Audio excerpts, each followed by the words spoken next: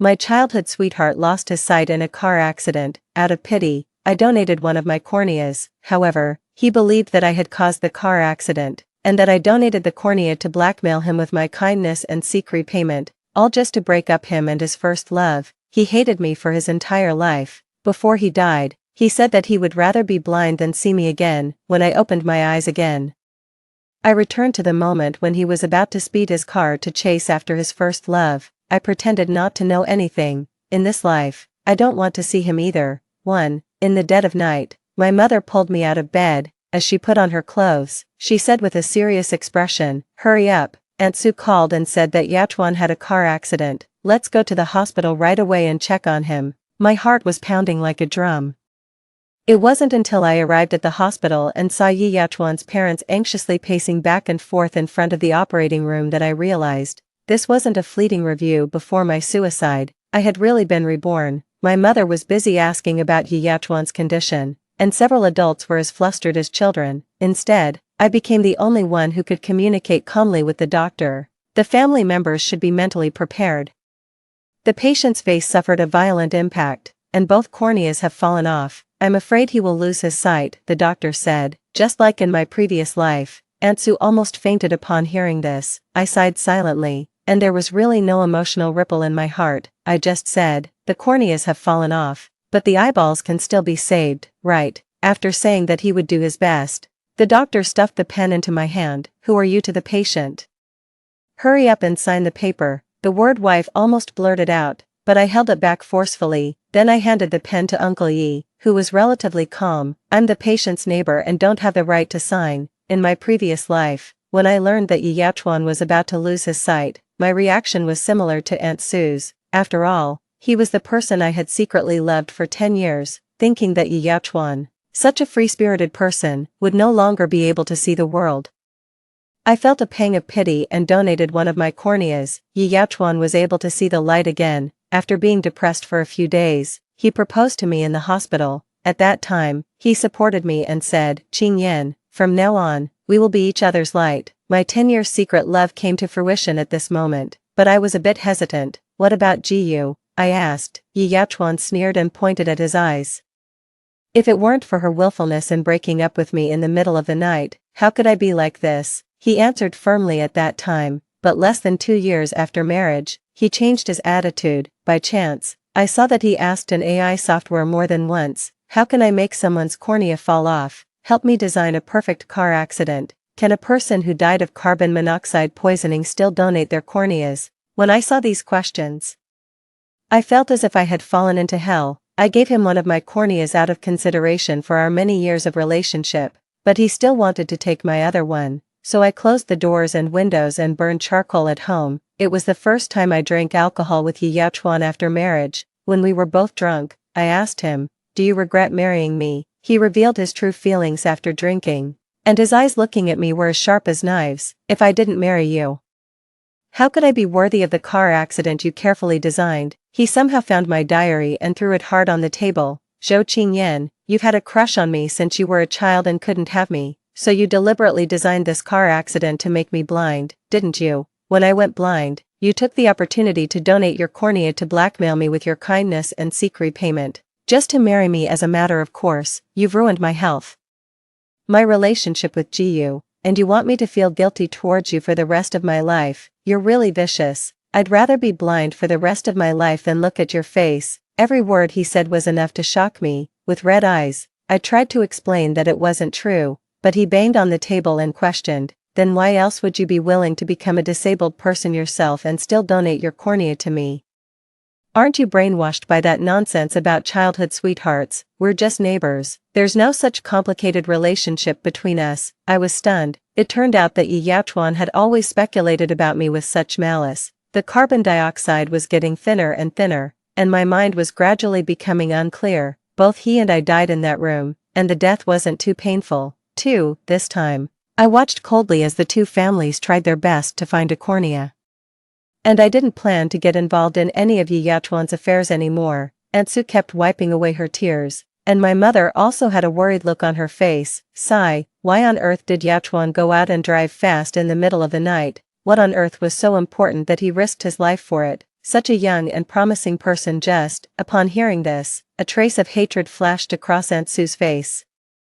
I looked at Yachuan's phone and found out that he had secretly made a girlfriend behind our backs. Her name is Jiyu. That girl was throwing a tantrum and said that if Yachuan didn't reach the high-speed railway station within 10 minutes, she would leave this city, in a hurry. Yachuan, I lowered my eyes and didn't say anything. No matter how I heard it, this matter had nothing to do with me, but in his previous life, Yachuan managed to pin the blame on me. As soon as she finished speaking, there was a crackling sound coming from the ward. Aunt Sue and my mother didn't have time to react and quickly ran in. I followed in and took a look. Yachuan had knocked over the water cup on the table and fell off the hospital bed himself. He had torn off the gauze on his eyes and was now reaching out with red eyes, groping around randomly. Yachuan, Aunt Sue said with a crying tone out of, get up quickly. The floor is cold, you child. You move around as soon as you wake up, your leg is cracked, so be careful not to touch it. Yachuan tightly grasped Aunt Sue's hand as if he had grabbed a life-saving straw. Mom, what's wrong with my eyes? Why can't I see anything? Why? Aunt Sue loved her son so much that she opened her mouth several times but couldn't say anything. She covered her mouth and cried, and her shoulders trembled as she held back the sobs, not daring to make a sound. Yachuan couldn't see where people were and could only look around, his eyes revealing a look of panic. In the end, my mother couldn't stand it anymore.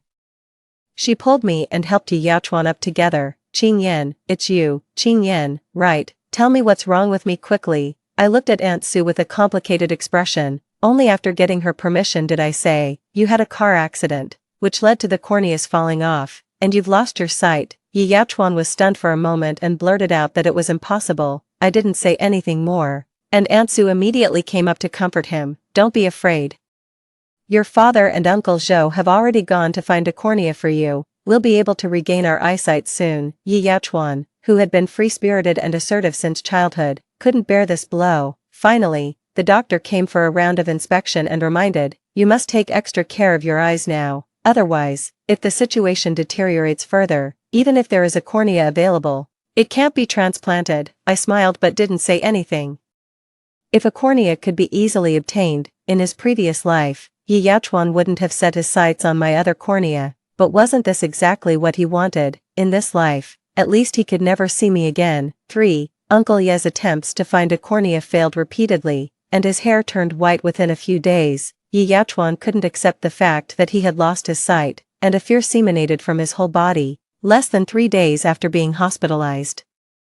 Aunt Sue was so exhausted that she was hospitalized due to high blood pressure. I deliberately avoided Yachuan, but I was scolded by my parents. Qingyan, our two families have always had a good relationship, you should at least lend a hand. I couldn't eat any longer, so I had to go. As soon as I entered the ward, Yachuan heard the commotion and turned his head. It's Qingyan, isn't it? I was surprised for a moment. And then I heard Yachuan laugh self-deprecatingly. I know your footsteps. Why haven't you come to the hospital to see me? Does my current appearance scare you? I sat not far from his hospital bed and said indifferently, I'd been too busy recently and didn't have time. My 10-year-long secret love had long since disappeared completely due to the hardships after marriage in my previous life. In this life, my infatuation has cleared up. Yachuan was right. We were just neighbors. It was as if he was waiting for my comfort. When I didn't speak for a long time, he reached out his hand to grope for his phone again. After finally finding it, he stretched his hand towards the other side of the bed. He said to the air, help me check if Jiyu has called me. I can't even turn on my phone, since I haven't been able to contact her for so many days. Jiyu must be really worried. I sighed helplessly. I'm over here. Yachuan was stunned for a moment, and a trace of frustration flashed across his face. I took the phone and fiddled with it. There were 0 missed calls. I opened WeChat and took a look. The chat record between the two of them was still from a few days ago. I glanced at Yachuan, driven by curiosity. I still opened the chat box. I really wanted to know why in his previous life, Yachuan had blamed me for his car accident. Yachuan, my mom said that if you want to marry me, the betrothal gift must be a shopping mall. There's no room for negotiation on this matter. Your family is wealthy, even 2 shopping malls are nothing to you. Since you're so insincere, we might as well break up. Yachuan took a very low stance. Can we discuss this matter again? I'll talk to my parents properly. Jiyu sent a high-speed rail ticket for half an hour later. then come to me again when you've discussed it. Yi Yachuan begged Ji Yu not to leave, and finally Ji Yu relented, but said that she would only give him 10 minutes, after reading the chat record. I couldn't help but sneer. Their quarrel over the betrothal gift had nothing to do with me. In his previous life, just because I was kind-hearted and donated a cornea to him, he took all his anger out on me. So, any news? Yi Yachuan asked anxiously. I shook my head and put the phone on his lap. No, it's impossible. He groped for the phone and still wanted to hand it to me. Is my phone out of battery? Or maybe the phone was broken in the car accident and WeChat can't receive messages.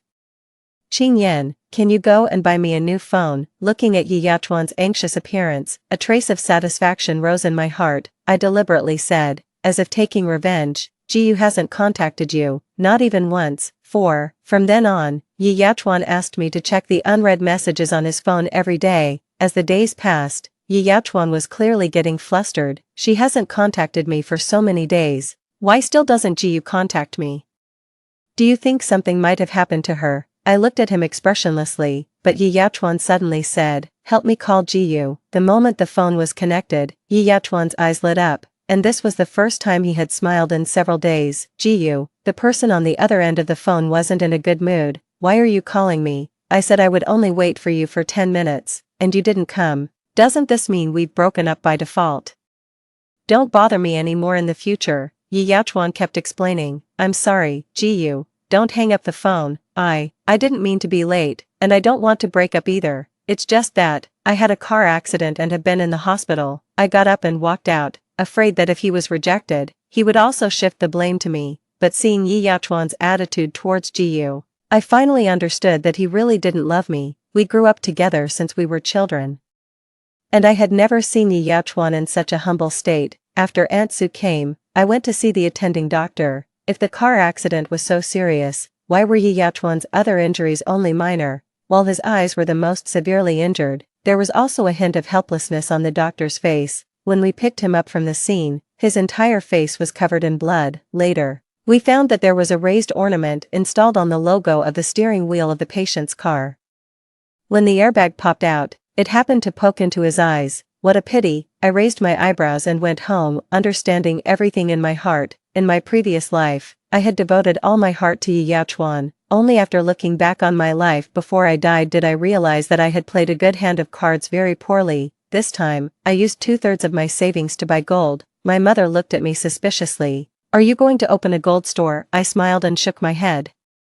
I'm keeping it for appreciation. When my father came back in the evening, he was in a bad mood and let out a long sigh during dinner. Out of the corner of his eye, he kept glancing at me from time to time. We can't find a cornea at all. That child Yachuan is probably. I looked up at my father and said, we should do our best and leave the rest to fate. You've already done your best. Even if we can't find a cornea, Uncle Yu won't blame you. My parents both looked at me and probed carefully. Your father is worried that you won't be able to accept it. We know that you and Yachuan have had a good relationship since you were children, and it became even closer when you grew up. If you insist, your mother and I won't object. After understanding the hidden meaning of their words, I put down my chopsticks seriously. Dad, Mom, I don't like Yi Yachuan anymore. It's not because he's blind, it's because he already has a girlfriend. He's not suitable for me. We're just ordinary friends and neighbors. Don't say such things again in the future. My parents were surprised for a moment and then quickly nodded. Yan, don't worry, whatever you choose, we will support you.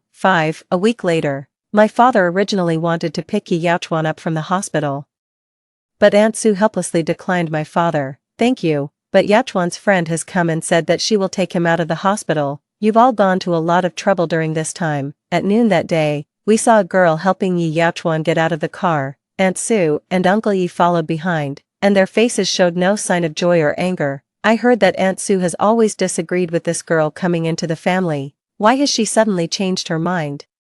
My mother shook her head and said, Yi Yachuan can't see. Aunt Sue has no choice but to agree. That night, Aunt Sue's family invited us over for dinner. I made an excuse to refuse, but Aunt Sue and Uncle Yi came to our house in person. If Qing Yan is not available today, how about we have dinner another day? Your family has helped us a lot during this time. We don't know how to thank you. You must come to our house for a meal. Leaving Yi Yachuan aside, both in my previous life and this life, Aunt Sue and her husband have always been very kind to me. I couldn't decline and had to agree. When my mother arrived, she went to the kitchen to help Aunt Sue. My father and Uncle Yi got together, scratching their heads and contacting people everywhere to find a cornea. Only I was sitting awkwardly in the living room with Yi Yachuan and Ji Yu. Ji Yu took on the posture of a hostess and even poured me a cup of tea.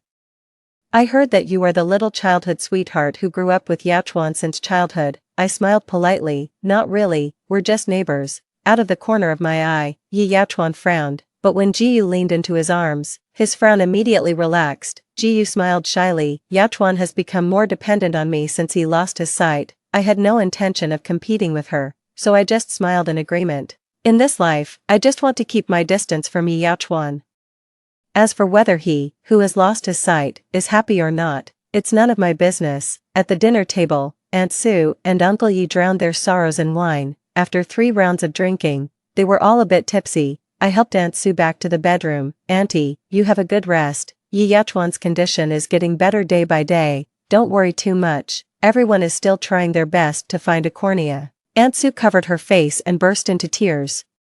We can't even buy a cornea with money. We all know that this is just a hope. I originally disagreed with Ji Yu coming into the family. Qing Yan, you and Yachuan are the ones who. I interrupted Aunt Sue with a smile. Auntie, Yi Yachuan and I are friends. You'd better help them fulfill their love. Aunt Sue was stunned for a moment and then nodded, and her tears flowed even more profusely. I helped my parents back home. Before leaving, I looked back and saw Ji Yu looking up at the Yi family's house, her eyes full of greed. According to Yi Yachuan's personality, he must have looked for Ji Yu after the accident in his previous life, but Ji Yu rejected Yi Yachuan, who could see with one eye in his previous life, but changed her mind about Yi Yachuan, who is completely blind in this life. Ji Yu's intentions are probably not pure. 6. Yi Yachuan and Ji Yu got their marriage certificate soon, logically speaking.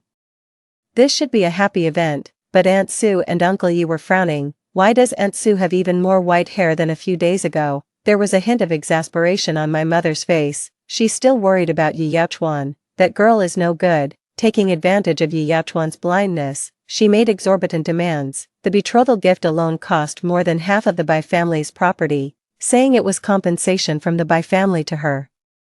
Yet Yi Yachuan said that he would marry no one but her. Your Uncle Yi was so angry that his heart disease almost flared up again. Marrying Ji Yu was Yi Yachuan's lifelong obsession, not to mention half of the property. Even if all of his wealth was taken away, Yi Yachuan would probably be happy about it. The only ones to be pitted were Aunt Sue and Uncle Yi. In their middle age, they still had to go through this disaster. After dinner in the evening, I went back to my room. In my previous life, I lost the sight of one eye. In this life, I naturally want to take a good look at the great rivers and mountains of the motherland. When I was making a travel plan, my mother suddenly knocked on the door. Qing Yan, Yachuan is looking for you. I frowned. After thinking about it, I had indeed been keeping my distance from him recently, so I got up and went downstairs. What's the matter? Yi Yachuan looked in the direction of my voice. Do you want to go for a walk? I looked back at my parents, put on a coat, and went out, but I didn't go far, just stood under the street lamp at the door.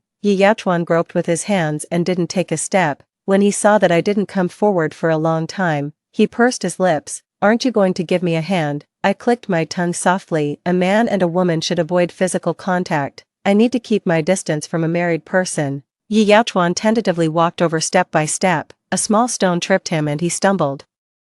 I watched expressionlessly. After all, in his previous life, he banged on the table and said that he would rather be blind than see my face. The scene was still vivid in my mind. 7. Yi Yachuan stumbled over a distance that should have taken 1 minute and 10 minutes. I had lost my patience, but he took out a bag of wedding candies from his pocket. As usual, I took them out secretly for you. When I was a child, I was greedy, no matter what food there was at home.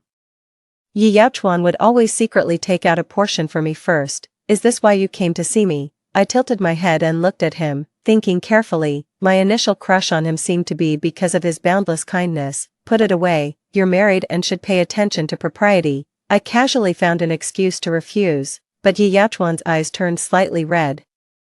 He was also a bit emotional. I know your feelings for me. If we can't be lovers, can't we even be friends? You used to pester me every day. Now you're saying that I'm just your neighbor. I was stunned for a moment. Later, I remembered that he was referring to the time when we went to their house for dinner. I chuckled. although I didn't understand what he meant by that. I still returned the words he said in his previous life to him verbatim.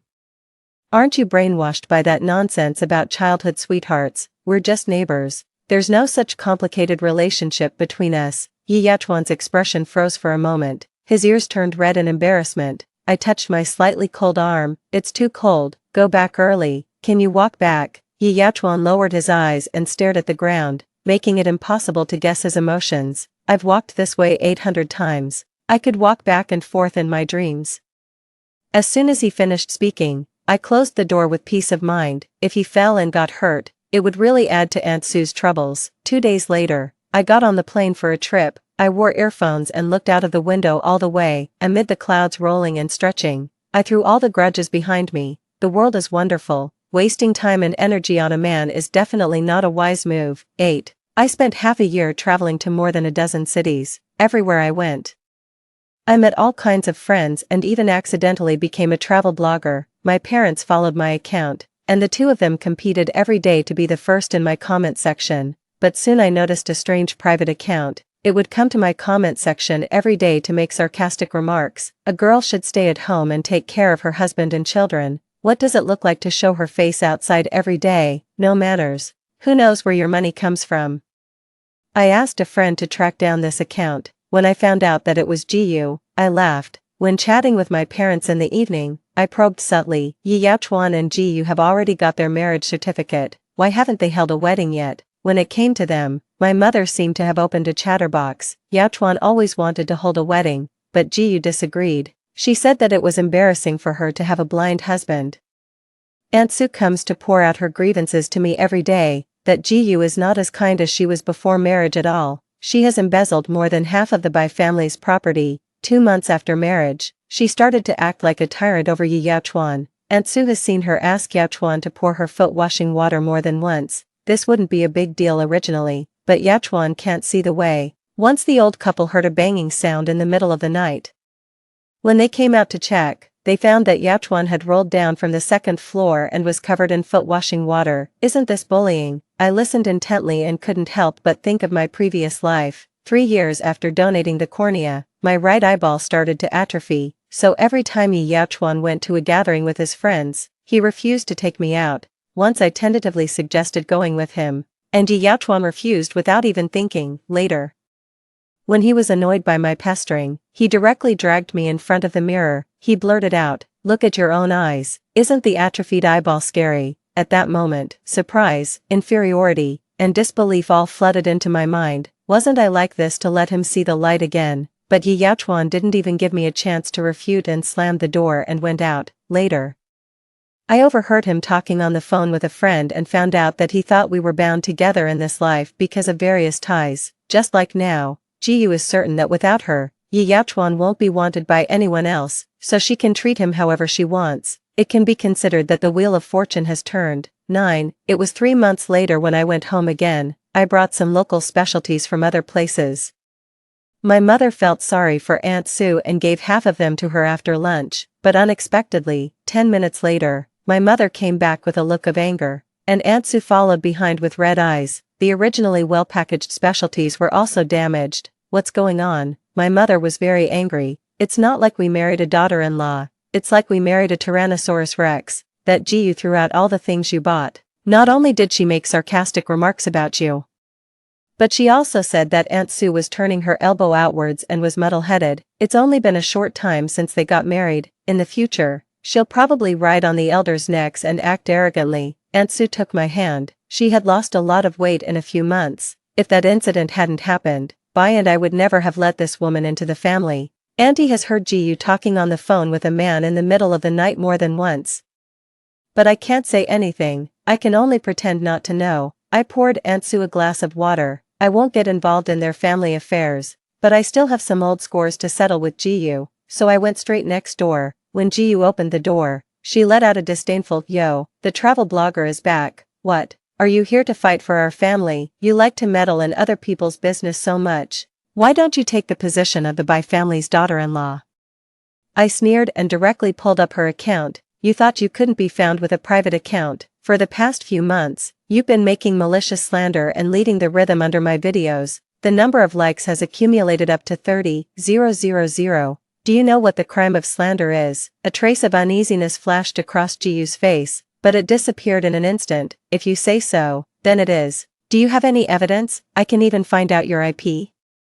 Do you think the police can't? Jiu curled her lips in disdain. Can't I just delete it? It's too late. I've already preserved the evidence. Even if you delete it now, it won't be of any use. Only then did a trace of imperceptible panic flash across Jiu's eyes, but she couldn't argue with me and turned around to call Yi Yaochuan out. 10. Yi Yaochuan couldn't see, and Jiu didn't even bother to hide the look of disgust on her face. Honey, what should I do? Your little childhood sweetheart is bullying me. Yi Yaochuan gently frowned and then started reaching out his hands to grope around. Is Qingyan back? Jiu's face immediately darkened. Yi Yaochuan, why is your first reaction not to defend me? After getting married, you don't love me anymore, do you? Yi Yaochuan paused. Just as he was about to speak, Jiu drove him into the room. I watched coldly. Sure enough, men have a masochistic nature. In my previous life, Yi Yaochuan married me, but he never said a word in my defense. Jiu's face was a bit distorted. See, men don't cherish what they have once they get it. What's the difference between having such a man and not having one? Yi Yaochuan should be grateful that I haven't run away. I looked at her leisurely and asked the doubt in my heart. But why do you come to my place to show off? Yi Yaochuan loves you to the core. Jiu's hand holding the door frame suddenly tightened, and she unconsciously gritted her teeth when she spoke. She lowered her voice. What's the use of his love? Isn't he still dependent on me for everything from eating and drinking to going to the toilet? Marrying him is like finding a son for myself. Otherwise, why do you think the Bai family is willing to give me so much money? Even you, who were his childhood sweetheart, have left. Who else would want him? I'm just angry. Why should I be like a housekeeper at home while you can live a colorful life outside? If it weren't for my poor background, I wouldn't earn this humiliating money. I felt a bit sighing and also felt that it was within my expectation. Even if you tell all these words to the Bai family, I'm not afraid. After all, their son is blind. I thought for a while and told her what the doctor said. Do you know that he became blind because you put an ornament on his steering wheel? When the airbag popped out, it injured his eyes. Jiu sneered. So what? He was willing. Sure enough, people of the same kind sleep in the same bed. Naturally, I wouldn't tell these words to anyone, but before leaving, I warned her again. If you don't apologize in my comment section within 24 hours, I will sue you for slander. Just an apology is not enough. If you talk back to my mother again in the future, I still reserve the right to sue you. At that time, I will hire the best lawyer and make you lose everything you have now. Jiu held the door tightly and was so stupid as to threaten me with Yi Yaochuan. Yi Yaochuan will be useless without me. I curled my lips and smiled. What does that have to do with me? 11. Jiu still couldn't bear to lose everything she had now and obediently apologized on social media in the evening, when she accidentally met my parents on the road. She also knew to greet them politely. Aunt Sue and Uncle Yi couldn't stand this kind of life, so they simply bought another house near their home and moved out. Being a travel blogger made me a freelancer. I went out to play with my friends every day and didn't come back until evening. My friends said I had changed. You used to be an introvert. Now why are you even more restless at home than I, an extrovert? I smiled but didn't answer. Probably because in my previous life, I was so afraid of staying at home after losing one eye. This time, I naturally want to make up for it all. Without Yi Yaochuan, my life seems to be getting more and more colorful. But when I came home this evening, I met Yi Yaochuan on the bench in front of my house. He had lost a lot of weight and was sitting there blankly, like a sculpture under the street lamp. He didn't look up slowly until he heard me say goodbye to my friend. Is Qingyan back? I frowned and walked towards him. What are you doing here? Yi Yaochuan tightly held his cane. It wasn't until I was almost out of patience that he took out a jewelry box from his pocket. He opened it carefully, and then I saw that there was a jade bracelet of excellent quality inside. Qingyan, this is for you. I chuckled. This jade bracelet was the family heirloom of the Yi family. In my previous life, I never received it until the day I died, but in this life, Yi Yaochuan took the initiative to bring it over. This should be given to your wife. I won't accept it. When Jiu was mentioned, Yi Yaochuan's emotions suddenly became a bit agitated. Don't mention her. If it weren't for her, how could my eyes have become like this? These words sounded really familiar. In my previous life, he seemed to have said the same thing to me. Look, no matter how they choose, men can always shift the blame onto others and always see themselves as the most innocent. remembering what happened in my previous life. I really didn't have a good attitude towards Yi Yachuan.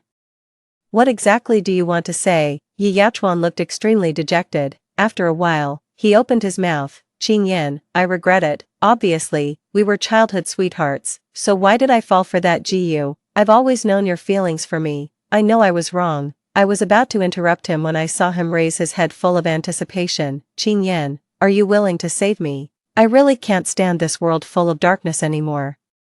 I was shocked and couldn't help but sneer without any concealment. Are you crazy? Who do you think you are? Why should I save you? 12. Yi Yachuan slowly stood up, and 2 lines of tears even flowed from his eyes. I looked at him coldly and became more and more disgusted with him. If he doesn't get it, he has the nerve to ask for it. I must have been out of my mind in my previous life to have a crush on him. I turned around and wanted to leave, but then I suddenly heard him say a bit excitedly, "You will save me. You were originally going to give me a cornea." I paused and turned around in surprise to look at the man under the street lamp. So, Yi Yachuan had also been reborn. He took 2 steps forward and begged humbly, "Please save me one more time. Weren't you willing to give me a cornea? Why are you not willing now?" Qing Yan, as long as you're willing to save me, I'll divorce Ji Yu immediately and be with you. Okay, we'll be very happy in the future.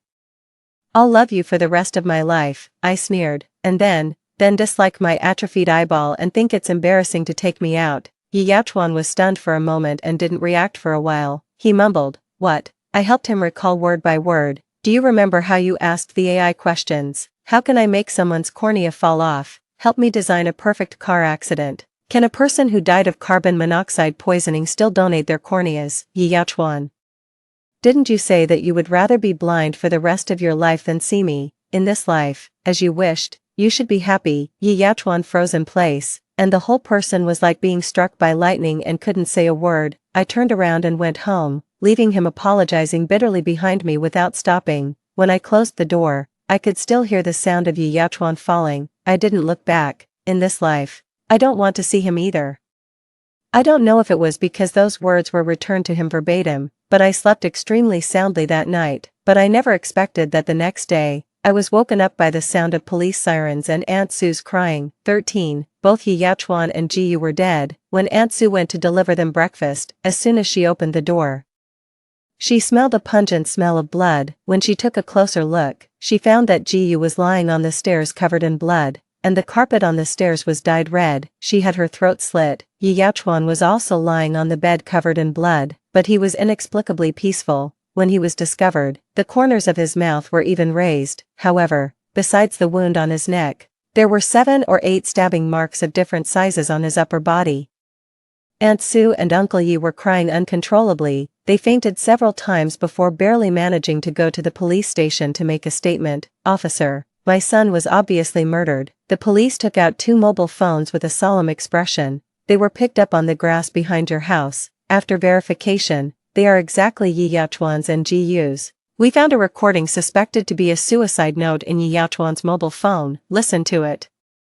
Yi Yachuan's hoarse voice slowly sounded, "Dad, Mom, I'm sorry. Forgive me for having to say goodbye to you in this way. I have no face to face you. Ji Yu cheated. She brought that man back home the night before yesterday. The 2 of them bullied me because I couldn't see, and actually, in my room." Yi Yachuan's voice trembled a bit. "I really can't stand this kind of life anymore. It's just a pity that I didn't see Ji Yu's true face until now. She married me just for money.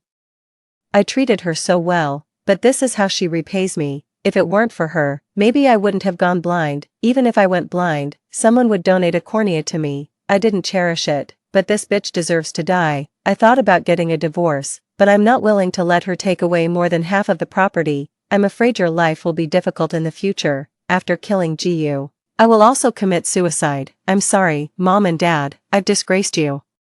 Is Qing Yan here? I'm sorry, I hope we can meet again in the next life. After listening to the recording, my parents and Yi Yachuan's parents were all crying their hearts out. The police also looked compassionate. After the forensic autopsy, it was judged that the wounds on Yi Yachuan's body should have been caused by Ji Yu's counterattack after she was injured.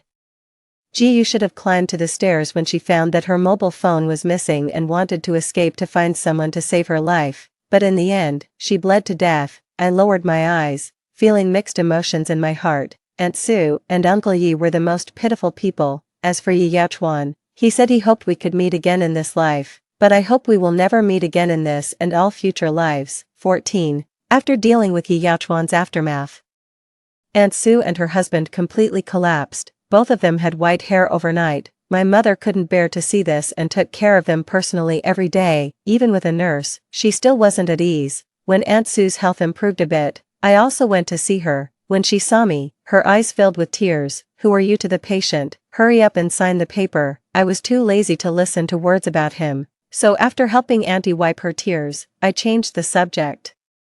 "You and Uncle have a good rest and get well soon. Next time I go out, I'll take you with me, okay? In the future, you and Uncle will retire with my parents." This was my mother's suggestion. I once objected to it, but was criticized by my mother. "Have you forgotten how kind Aunt Sue was to you when you were a child? Yaochuan is 2 years older than you. When you were born, you kept crying. At that time, our family's conditions weren't as good as they are now." I was exhausted. "It was Aunt Sue who carried you up bit by bit. They've lost their son. If this continues, I'm afraid their health won't hold up in a short time." As my mother spoke, her eyes turned red. I didn't refute anymore. After getting married in my previous life, Uncle and Auntie were still as kind to me as before. It was all Yi Yaochuan's fault. After Uncle and Auntie recuperated for a year, I took them on a plane to Yunnan. I rented a small courtyard for them, for people were just right. Instead, I carried equipment out every day to shoot materials, while the other 3 played mahjong noisily. Everyone was just right. Story 2. The day I gave birth was critical. I pleaded with Zhang Shuai to sign the consent form for a cesarean section, but his mother wouldn't allow it. From behind the door, he shouted anxiously, "Chow Chow, push harder, you can definitely give birth naturally." Later, I suffered from amniotic fluid embolism, and both the baby and I died. When I opened my eyes again, I was back to being 15 years old. Zhang Shuai stopped me at the entrance of the village. "Chow Chow, I heard you're going to vocational school too." 01. For a brief moment after I passed away, my soul hovered in midair. I heard my mother-in-law sitting on the ground, wailing that the doctors had killed her precious grandson. She had always thought the baby in my belly was a girl. I saw Zhang Shuai holding my body, crying uncontrollably, his tears and snot smeared all over my face. Seeing my mother rushing over and crying her heart out, she later joined my mother-in-law in confronting the doctor, demanding 1,000,000 yuan in compensation. 1,000,000 yuan. "So, my life was worth that much?" A voice echoed in my ears. "You should be reincarnated now." But I really couldn't accept it. Why did my life have to end like this? "Do you want to live again?" Yes. My consciousness plunged into darkness. When I opened my eyes again, I was back to being 15.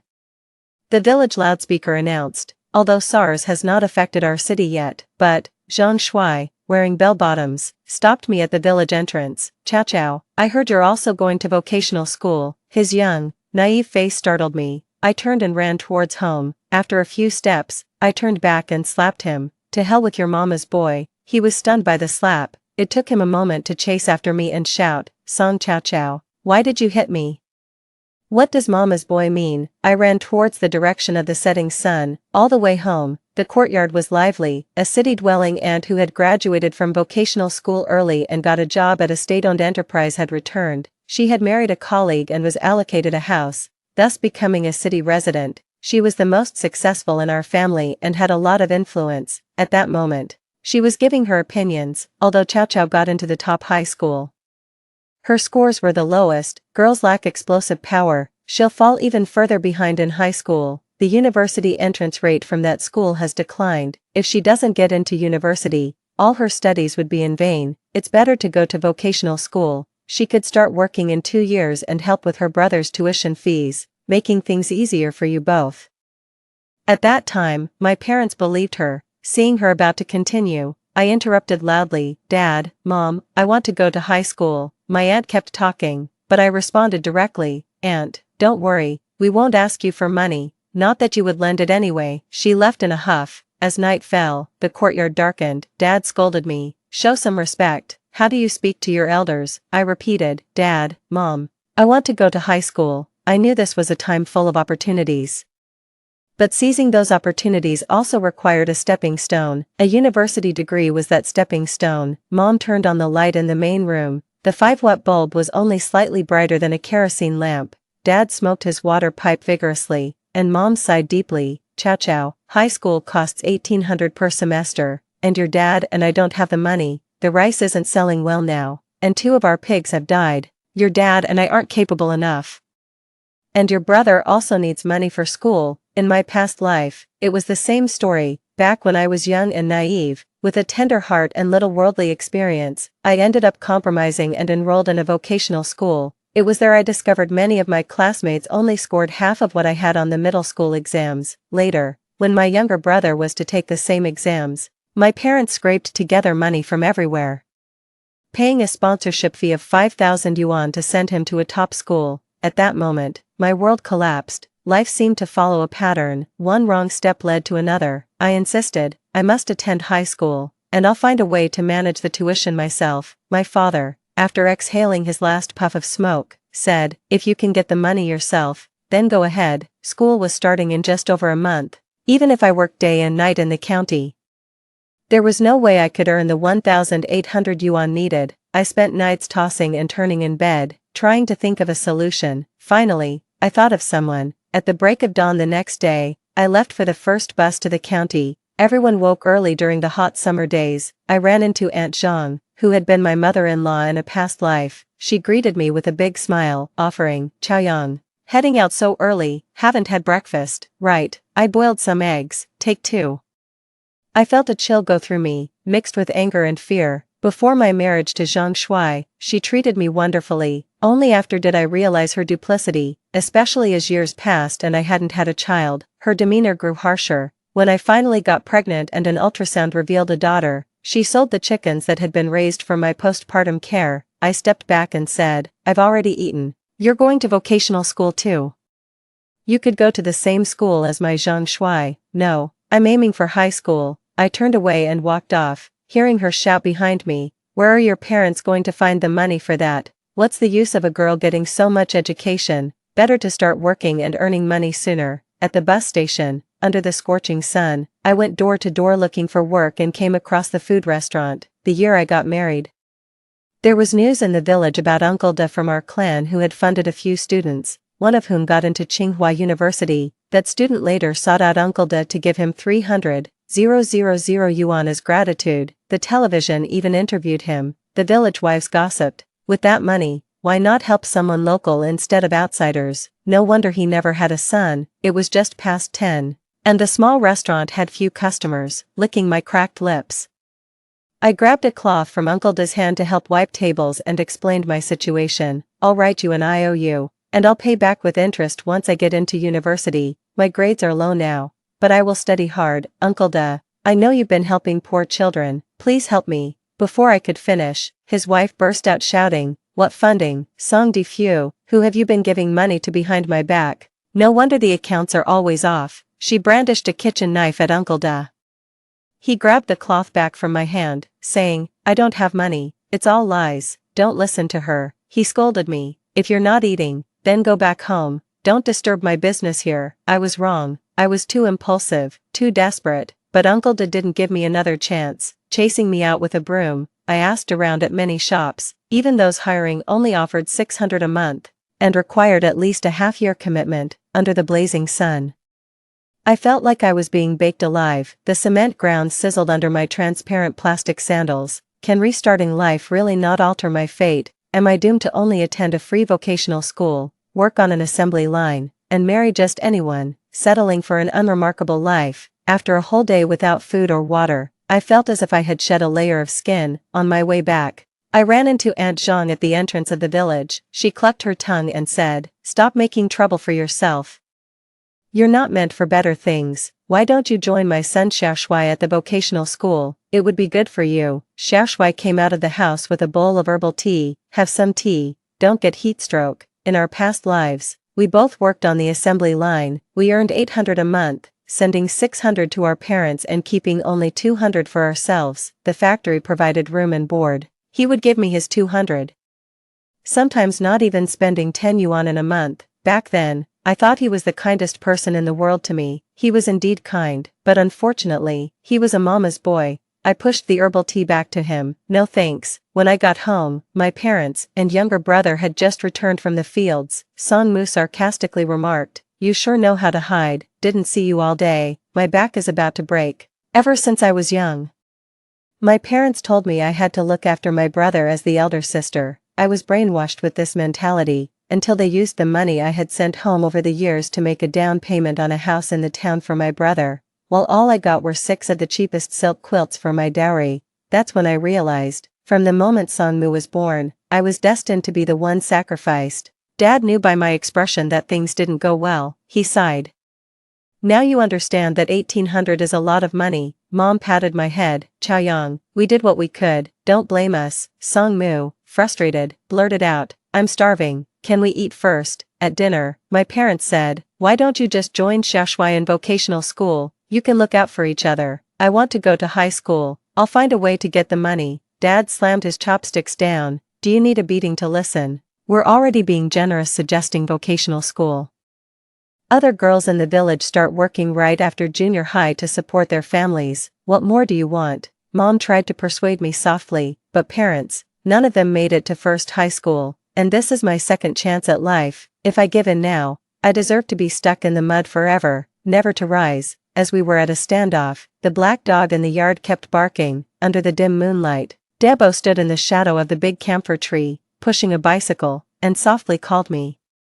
Chaoyang, come here. Debo handed me a stack of money. There were 100 yuan notes, 50s, and even 1s and 5s. Some were frayed at the edges but neatly stacked. The clouds parted, and gentle moonlight illuminated his wrinkled face. He handed me the money, his face filled with an apologetic look. I don't have more, you'll have to figure out the living expenses yourself. Tears welled up in my eyes as I trembled. Taking the money, wait, I'll go back and get paper to write an IOU. Debo grabbed my arm. No need, but you must place in the top 300 in your final exams, only then can you get into a decent university, and I will continue to support you. He paused. My funds are limited, I only hope to help those who truly deserve it. Debo even refused to come in for a drink of water. He instructed me, don't let anyone know I'm paying your tuition. I understand. Laughter without malice. Criticism without hatred. People in the countryside sometimes have a more straightforward and vicious way of expressing themselves. Debo hurried away on his bicycle, cloaked in moonlight. During the summer vacation, I collected cicada shells, searched for river snails, caught crayfish, and used a net to catch wild fish and shrimp when the water levels rose. All these things could be exchanged for money. Before the start of the school term, I quietly gave Debo a large bag of dried shrimp. Including the 100 yuan my mother gave me, I only had 300 yuan in total. Even if I ate steamed buns every day, it wouldn't last a semester. Fortunately, I was quick-witted and went to see the principal on the first day of registration. I explained my situation and repeatedly expressed my determination to study hard and find a part-time job at the school. He really was a good teacher. After reviewing my grades and thinking it over, he allowed me to clean and organize the library twice a week, and he gave me meal tickets worth 150 yuan a month. Back then, a meat dish in the cafeteria started at 2 yuan, while a vegetable dish was only 1 yuan. The 150 yuan in meal tickets greatly relieved my financial pressure, but not everyone was as kind as he was. Our grade had over 700 students. I was ranked nearly 600th. I was placed in a regular class. Many in my class were sponsored students. My seat was at the very back. The girl in front of me brought a high stool to sit on, which blocked most of the blackboard. The self-paying student next to me never studied properly. As soon as class began, they started passing notes and whispering. My foundation was already weak, and such a learning environment was truly terrible. I reported the situation to Teacher Lee, the class advisor, but he simply said lightly, "Why don't you swap stools with her? Moreover, just try harder. And if you get good grades in the midterms, I'll change your seat." When I left the office, I overheard Teacher Lee joking with other teachers. No grades, no background, yet full of complaints. At that moment, I really wanted to rush in and slap him, but the reality is, life is always so cruel. If you don't have money, you must have personal strength, otherwise, your voice will be drowned out, and your needs will be ignored. The kindness of Debo and the principal was a rare virtue. Teacher Lee's opportunism represented the harsh reality. I was determined to do everything in my power to change my fate. I didn't want to just hastily marry and end up in a tragic situation. During the break, I made small cards with English words and stuck them in my palm, so I could memorize about 10 words while exercising. During lunch break, while others were playing around, I stuffed cotton in my ears and focused on solving problems. After lights out, the lights in the residential building across from the dormitory would turn on, and I would stand by the corridor window, using the faint light to preview the content of the next day's lessons. Today, as I was helping in the library, a tall, thin boy came over with a flushed face. He asked the librarian on duty, Mr. Wong, if he needed a part-time worker. Mr. Wong pointed at me and said, "You're too late." The boy glanced at me and left disappointed, as Mr. Wong put books back on the shelf. He whispered to me, "That boy, Zhang Jia, is ranked first in your grades entry year, and I've heard his family's financial situation isn't good either." Zhang Jia, it was him, the boy Debo had sponsored, who got into Tsinghua University. That evening, when I went to the cafeteria for dinner, I ran into him again. His food tray only had a serving of shredded potatoes and 4 liang of rice. After dinner, I chatted with the cafeteria's auntie. Then I went to find Zhang Jia and got straight to the point. I just asked the cafeteria owner, and she's hiring part-timers. You can help out for half an hour at lunch and dinner, get meals covered, and earn 100 yuan a month. Do you want to give it a try? Zhang Jia's gaunt hands clenched into fists, his face flushed red. Do I have to stand in front to serve the food? After all, he's just a 15 or 16-year-old kid, too proud to let his guard down. I sighed softly. Well then, how about this? I'll talk to Teacher Wang at the library and see if I can get you transferred there. He froze. I had walked a good distance when he caught up to me and asked, "Why are you helping me?" "Because I've taken advantage of you." It must be because Mr. Deborah had divided the funding originally intended for him, giving half to me, that he was in such a difficult situation. Maybe because we're both poor. He swallowed hard, asking softly, "Aren't you afraid of being talked about by the other students?" I looked up at him. The setting sun danced on his black hair, his youthful face colored with embarrassment and confusion. I said slowly, "What's truly frightening isn't poverty, but the inferiority and cowardice that grow from it, the sensitivity and shallowness. Because of poverty, we hesitate and fear failure, not daring to strive hard, and ultimately miss opportunities. Why fear others' strange looks when you can earn money through your own labor?" If you were the son of the cafeteria owner, and you stood there helping serve food to your classmates, would you be afraid of their gossip? Zhang Jia's pupils quivered, the veins on the back of his hand slightly raised. He whispered, "Before junior high, my family was well off. I laughed. He stared wide-eyed. "What are you laughing at?" "Laughing that even the top students aren't perfect." I reached out my hand to him. "Nice to meet you, the ordinary top student. My name is Song Chao Chao." His damp palm met mine. "I'm Zhang Jia." He made up his mind. "You stay in the library. I'll go ask the cafeteria owner myself later." The next day, I saw him in the cafeteria. His face was as red as a shrimp, and he dared not make eye contact with anyone. His movements in serving food clumsy and frantic. When it was my turn, I said loudly, "Classmate, I'll have a serving of celery with pork, and make it a bit meaty." He suddenly looked up at me, a fleeting smile in his eyes. Then he served me a heaping spoonful of food. "You see, there's someone in the cafeteria." Quite refreshing. Of course, I had other reasons for helping him. The academic atmosphere and performance in the parallel class were far inferior to those in the key class. Even the teachers weren't as dedicated. I needed someone to guide me, and others didn't have the patience.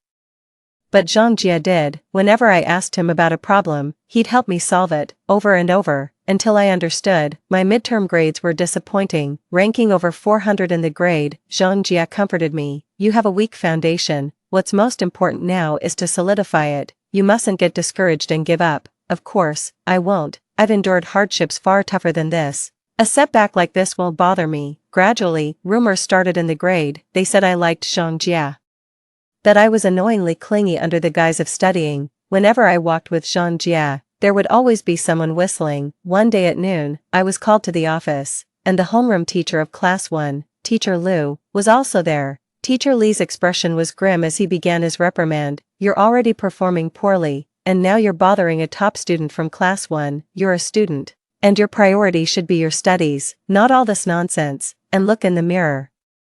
Do you really think Zhang Jia would be interested in you?" Teacher Liu frowned slightly and interrupted, "Li, don't scold the child like that. Song, I'm not here today to reprimand you, but just to remind you that your studies should be your top priority." I patiently explained. I was just asking him for help with a question. I didn't have any ulterior motives. "Mr. Lee slammed the desk, still arguing back. If you have difficulties, why don't you ask your teachers? I confronted him. But every time I ask you, you dismiss me in a few words. You don't really intend to teach me properly, mister. Lee became furious and raised his hand to hit me. Back then, corporal punishment wasn't considered a big deal. Fortunately, Teacher Lou held him back. That afternoon, my seat was moved to the last row near the door. I was completely obscured by two tall athletes in front of me, each about 185 centimeters tall. It felt like people were secretly mocking me, likening me to a toad dreaming of eating swan meat. After evening self-study, Jean Jia came to find me, having known each other for nearly 2 months. This was the first time he approached me proactively. Song Chao Chao, consider transferring to Class 1. Huh, his eyes were intense. I've checked, and there's an opportunity every semester. If you join Class 1, no one will stand in our way again. Ah, his face flushed as he hurriedly explained. I mean, stand in the way of our studies.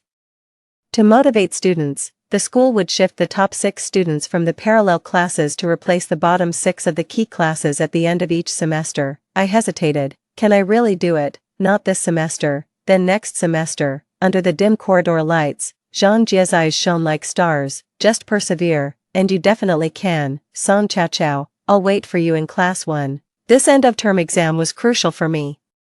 I needed to rank at least in the top 300 to continue receiving funding from the board, but I actually wanted to get into the key class even more, to secure a better learning environment and atmosphere. In the following days, apart from sleeping, eating, and working part-time, I studied like mad. As winter deepened, the weather grew colder. I couldn't afford a down jacket, and at night, I studied in the corridor, wrapping all my clothes around me and moving continuously to fend off the cold. The dorm leader quietly opened the door and draped a down jacket over my shoulders. Don't catch a cold. The light bulb on the balcony of the house across had been replaced with one of much higher wattage. The curtains were tightly drawn, and the balcony light often stayed on all night. Teacher Wang would snatch the rag from my hand. Study in my office. The library isn't busy this half-month. It turns out, if you work hard enough, the world will show its kindness to you. It was especially cold during the 2 days of the final exams. The school, mercifully, turned on the heating, which had always been just for show before. I was sweating profusely under too many layers. With the doors and windows of the classroom closed, my head felt foggy, and my hands and feet, affected by chilblains, itched unbearably as they warmed up. I kept telling myself, Song Chao Chao, you must stay alert. The results would only be released a week later.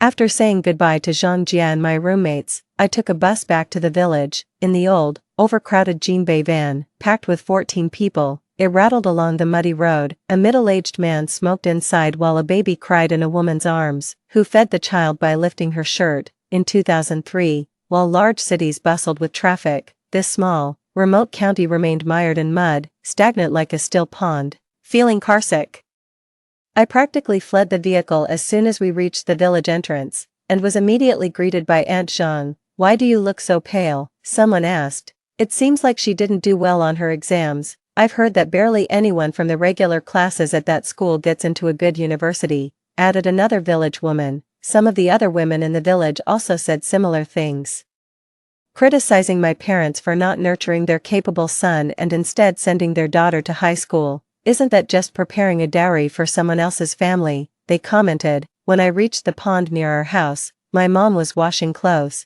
As soon as she saw me, she stood up, holding her back. Hurry, my back hurts, help me wash these clothes. I had planned to use the winter break to study hard and catch up, but there was always endless chores to do at home, washing clothes, cooking, feeding the chickens and pigs, and tending to the fields. Only at night would I find some time, and even then, my mom complained about the electricity wasted by leaving the light on to read. Meanwhile, Song Mumming would ride his bike around the village every day, not having to lift a finger. Whenever I complained, my mom would defend him. He's a boy, he can't be bothered with these trivial tasks. Song Mumming would roll his eyes at me. These are women's tasks. One day while I was chopping radishes in the kitchen, Song Mumming came in, eating a slice for every slice I cut, and even complained about the late dinner. I couldn't contain my anger. I grabbed his hand and pressed it hard against the chopping board, fiercely warning, Song Mumming, I'm not the same accommodating sister I used to be. If you keep this up, I might just chop off your hand too. Believe it or not, at that moment, I unleashed the devil within, showing my menacing, sharp fangs. Yes, I resented him, I despised his endless demands, his uselessness, and the fact that he stole all of our parents' affection. After that day, Song Mumming became much more cooperative and even started helping me out. You see, love and tolerance don't earn respect. Only when you stand firm do others begin to value and fear you. On the day the report cards were given out, I was heading back to school. My mom disapproved. Why waste the fare? Do you think you can achieve anything spectacular? Aunt Jean, laughing while she beat the clothes, mocked. Is Chao expecting to come back with the top rank in the whole school? Zhang Shuai ran out of the house. There's a play being staged in Wang's village today. Let's go watch it instead. What's so great about a report card? After graduating from a vocational high school and working on an assembly line, I realized the importance of knowledge. I took adult education exams, from associate degree to bachelor's. Meanwhile, Zhang Shuai was always on his phone playing games, often belittling me. Such degrees aren't recognized outside. Don't know what you're busy with. Is studying as fun as gaming? I smiled at him. Enjoy the play, Zhang Shuai. I no longer wish to walk the same path as you. I missed the earliest bus and only reached the school by 9:30 a.m. At the school gate, some fee-paying students were alighting from private cars. Mu Jun whistled at me as I rushed, shouting, Song Chao, no matter how fast you run, it won't add points to your finals. The others laughed loudly. There were 3 honor rolls in the first year, the overall performance list, the key class list, and the regular class list. I pushed my way through to the regular class list in the chilly wind and overcast sky. My heart was pounding with anticipation, searing hot. Was my name in the top 607, first place, not me, second place, also not me. Third not me, fourth not me, fifth not me. My heart grew colder as I took a deep breath. I only glanced at the 6th name, Song Chao. I rubbed my eyes hard. At that moment, the sun peeked through the thick clouds, casting a vast radiance upon the world. The name Song Chao, glowing like a halo, pierced into my eyes. In just a moment, my eyes were already brimming with tears. Zhang Jia had squeezed his way to my side at some point, patting me on the back. Song Chao.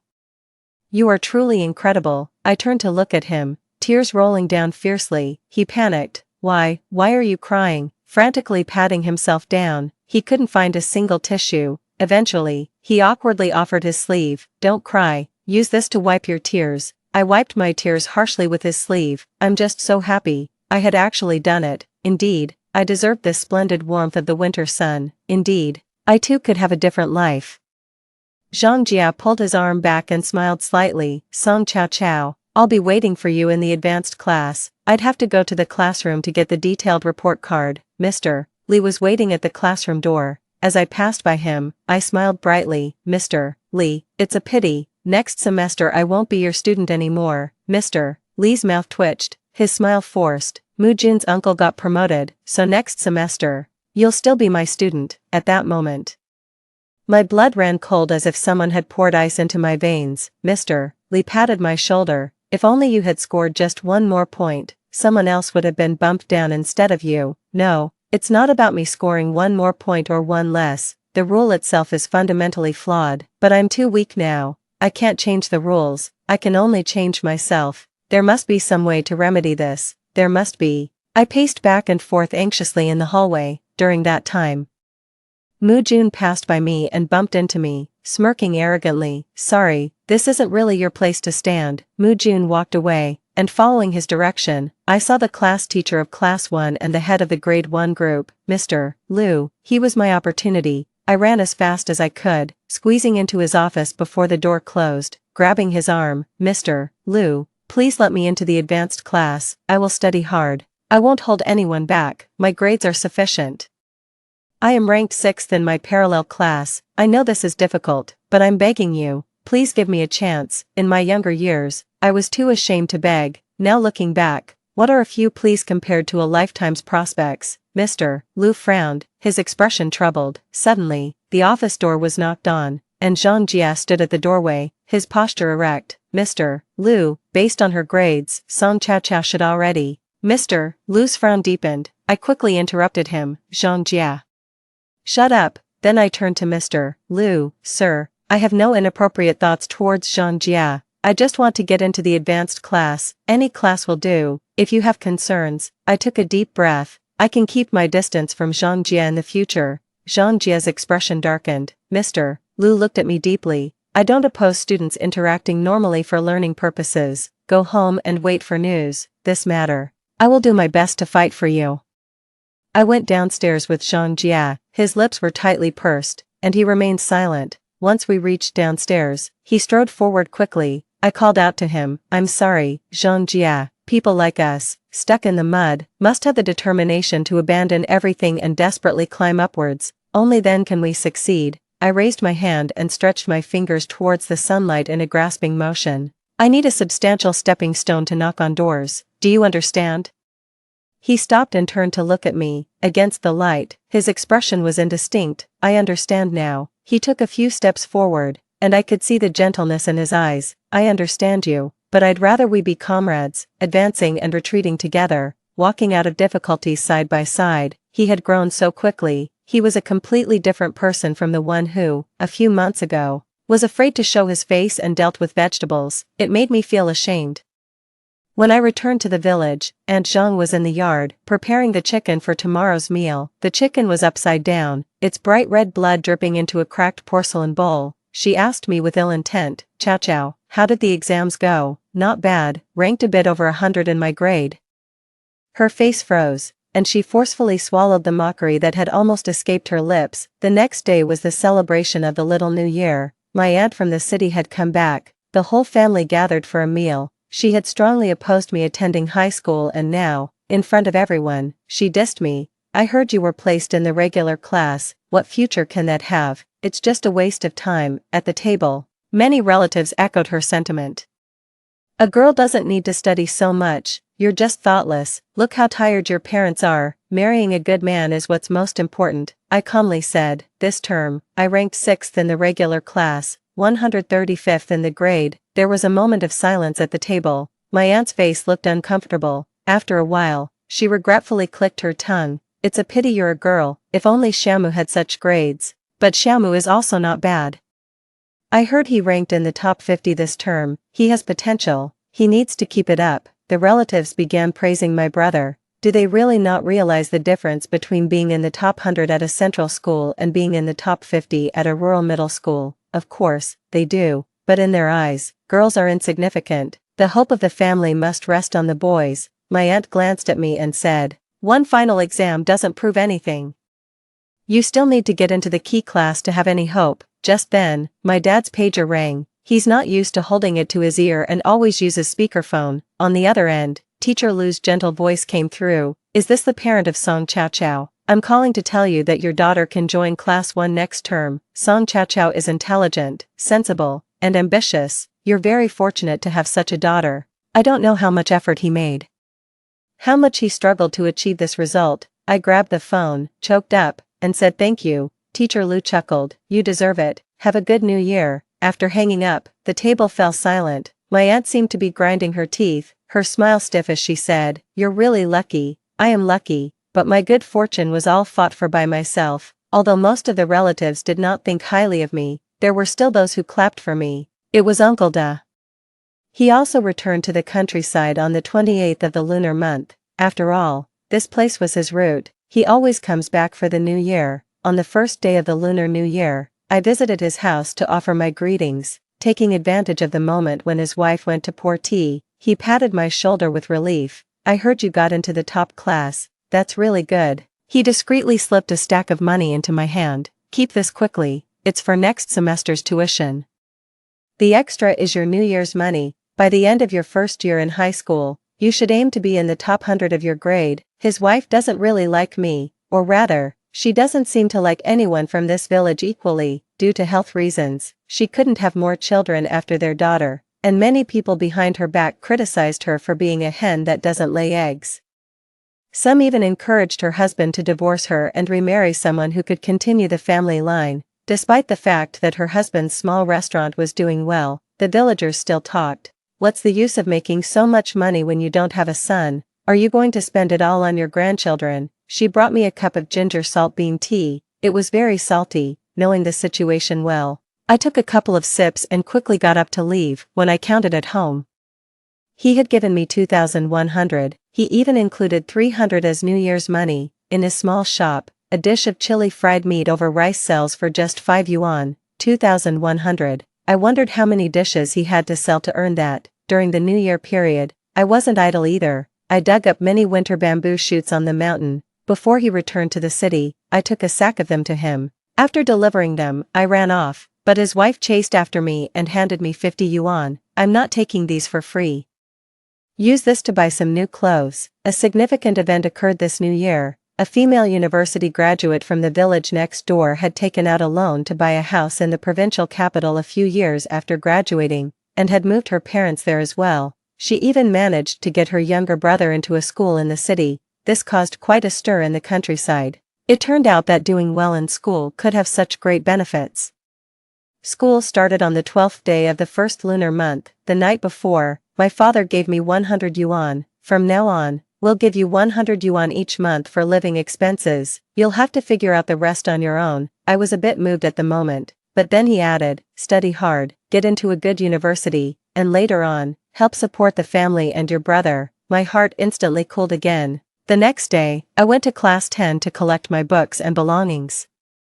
The self-paying students were all there. They no longer whistled at me, just watched as I packed up. I sorted everything into a supermarket plastic bag and then, smiling, waved goodbye to them. See you. When I got to class 1, I discovered that Mu Jun was also there. Thinking back and forth, I roughly understood the situation. As the grade leader, Teacher Lu could have placed Mu Jun, who was lagging behind, into another class, but to pull me up as well, he had to compromise and bring Mu Jun along to class 1. Zhang Jia was sitting in the best spot in the center of the classroom. Seeing me, his eyes curved into a smile, and he gave me a shallow nod. I smiled back and waved at him as a greeting. Halfway through my wave, I heard Mu Jun's sneer, "You really are persistent, thinking that being in class 1 will change anything. Even if you get into university, you'll still end up working for people like me." I withdrew my hand calmly and replied, "I know, but there's always a chance if you try, Mu Jun. Class will always exist, but you won't necessarily always be on top." Zhang Jia can memorize most of the content after reading it just 2 or 3 times, but I need to go over it 10 times. He can solve a problem in a few minutes, whereas I barely understand it even after he explains it to me 3 times. Studying is like climbing a mountain.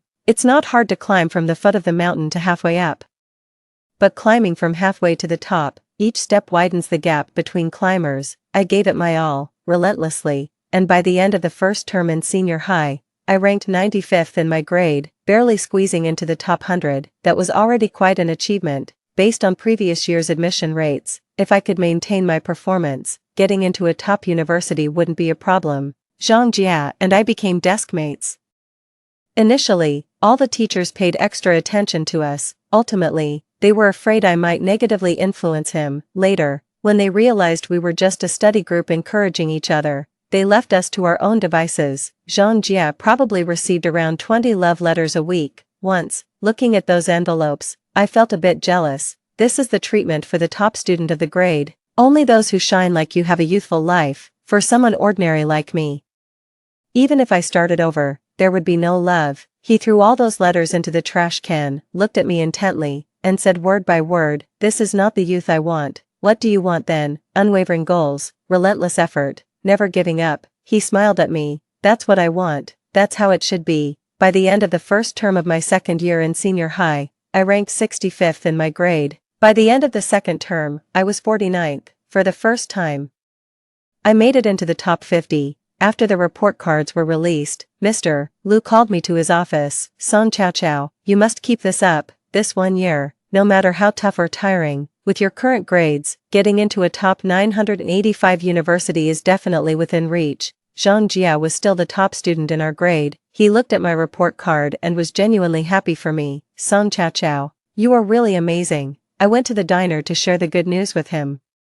During the peak of summer, the kitchen was sweltering and filled with oily smoke. The strong smell of chili was so intense that it made his eyes red. Good, you're really doing well." I helped serve the dishes to the customers, and when I returned to the kitchen, I found him counting money with his saliva. "In your senior year, focus on your studies, no need to work part-time. I'll give you 250 yuan a month for living expenses. It should be enough, no need I'm already grateful that you're paying for my tuition. Listen to me, if you're really grateful, getting into a good university is better than anything." His eyes were red. "When my daughter wanted to go to high school, I was poor and short-sighted and made her work in Guangdong. She still resents us to this day. Take it, child." He handed me a stack of neatly arranged bills. Just then, the greasy curtain was lifted, and the auntie came in with 2 newly sharpened shiny kitchen knives.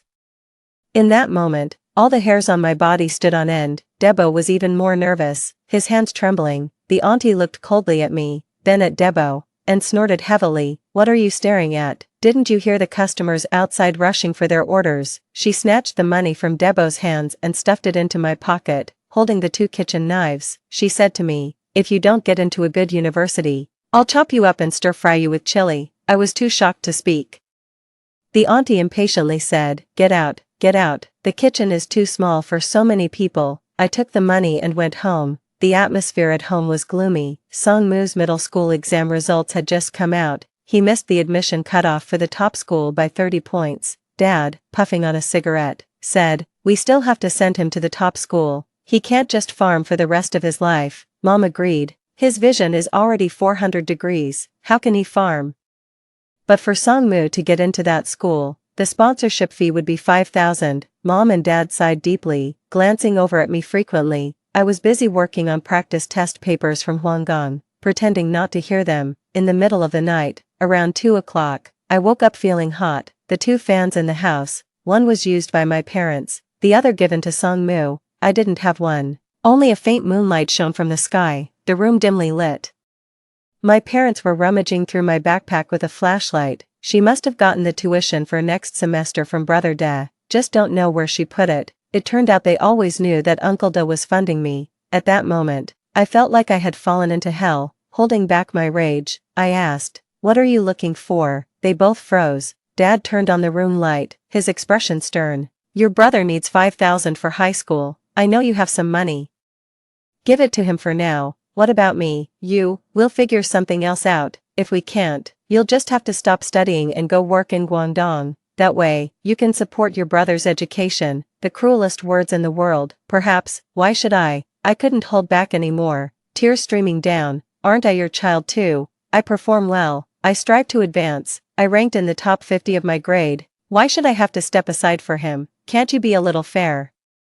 Just because he is a boy, do you even deserve to be parents?" If in a previous life, it was I who wasn't determined enough, who didn't work hard enough, but now, I've changed all that. This shining me, don't I deserve a second glance from them? My dad, embarrassed and angry, threw the flashlight at me. "Have your studies gone to your head, to speak to me like this?" I didn't dodge. The flashlight grazed my forehead, leaving a deep gash. My dad didn't apologize and just walked out of the room. Mom pressed a rag against my wound. She kept sighing, "You know your dad's temper. Why do you have to compete with him? He's already good enough to you." Really, blood blurred my vision, and I managed a bitter smile. "Mom, he's a man, he can't empathize with me." "I understand that, but you're a woman too. Why do you also have to be an accomplice? Do you also think only boys are worth raising? You've seen my efforts." Mom couldn't meet my gaze. She stuttered, "But Chow Chow, you'll have to marry someday. We rely on your brother for our old age. Every family in the village does this. Your dad and I faced a lot of pressure just sending you to high school. If you go and your brother doesn't, we'd be the laughingstock of the village. We've raised you all these years. Shouldn't you also consider our situation? In my past life, I was too considerate of you. Inch by inch, step by step, I gave up my own life. This life, I will not yield again."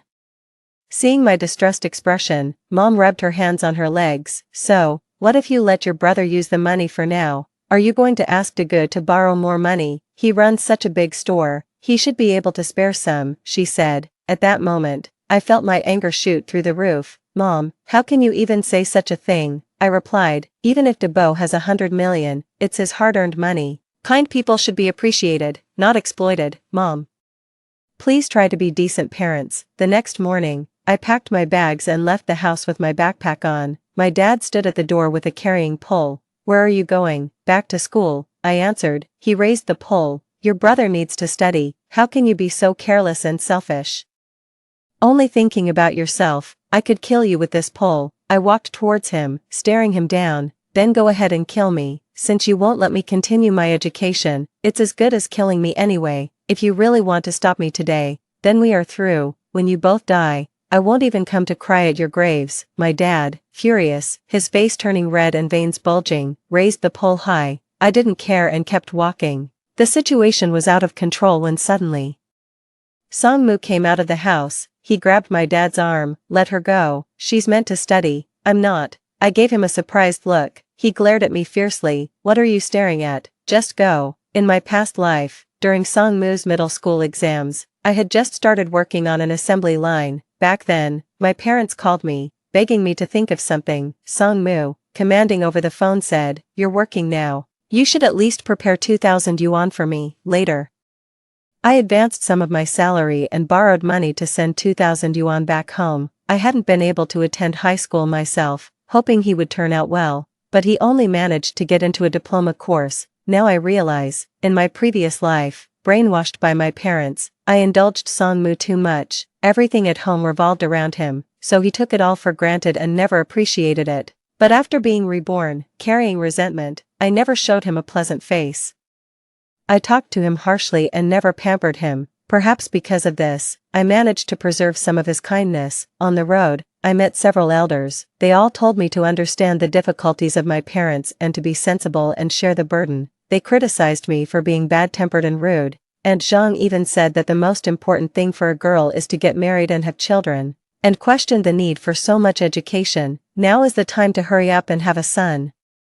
She said, "This backward, closed-off village was suffocating. I had to escape. I would not end up trapped here for life like in my previous life." Thankfully, Teacher Lu communicated with the dormitory supervisor who allowed me to move in. I didn't have to do any farm work and could focus entirely on my studies. It felt incredibly good. Because of the extra classes, the summer break was short, and soon everyone returned to school. I hadn't called home for over a month. Soon the lower grades started school too. One day during the break, Song-moo actually came to see me. He ended up attending the same school. He carried a big bag. "Mom asked me to give this to you." He handed me a stack of 10 yuan notes. "Dad said my monthly allowance is 300, but he gave me 400, so the extra 100 must be for you." The bag contained pickled long beans and white beans, and stir-fried minced meat with white hot peppers. I don't like ginger.